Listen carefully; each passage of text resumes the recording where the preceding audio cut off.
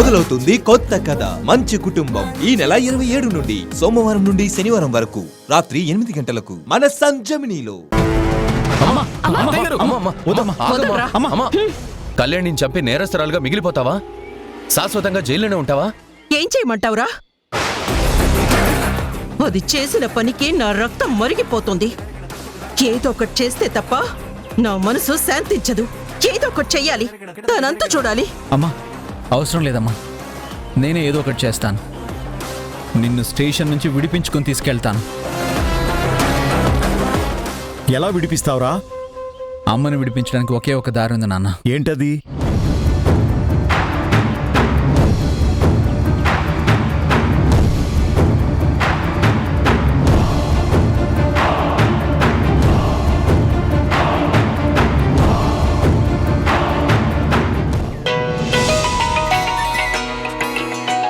Prasad. Hello Prasad గారు, చెప్పండి. నాన్నగారు ఉన్నారా అండి? ఉన్నారండి.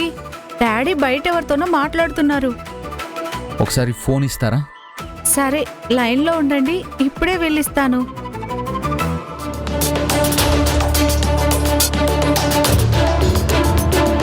డాడీ, ఏంటమ్మా? ప్రసాద్ ఫోన్ చేశాడు.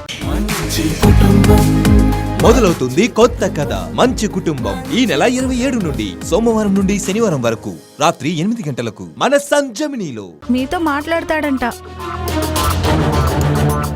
మీరిక వెళ్ళండి. ప్రసాద్, ఏంటయ్యా ఇంటికి రావడమే మానేశావు? సార్, మీరు అర్జెంటుగా నాకు చిన్న హెల్ప్ చేయాలి సార్. హెల్పా? ఏంటయ్యా అది? ఏం జరిగింది? ఏం లేదు సార్, మా అమ్మ ఒక చిన్న మిస్టేక్ చేసింది. దానివల్ల ఏం జరిగిందంటే,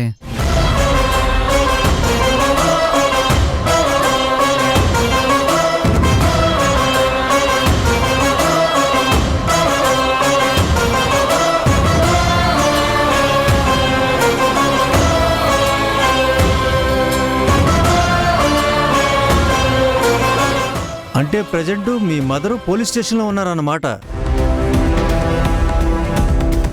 అయ్యో, పెద్ద కష్టం వచ్చింది. అవును సార్, ఎంతో గౌరవంగా ఉన్నతంగా బతికిన మా అమ్మ ఈరోజు 4 నేరస్తుల మధ్య తను కూడా ఒక నేరస్తురాల్లా కూర్చోవలసి వచ్చింది సార్. ఓ కొడుకుగా నేను భరించలేకపోతున్నాను సార్. దయచేసి నాకు హెల్ప్ చేయండి sir, please sir. Sorry Prasad, ఇలాంటి విషయాల్లో నేను ఇన్వాల్వ్ అవను. కుస్తీ కళ్యాణి సాయంత్రం 6:30 మన సంజమినిలో.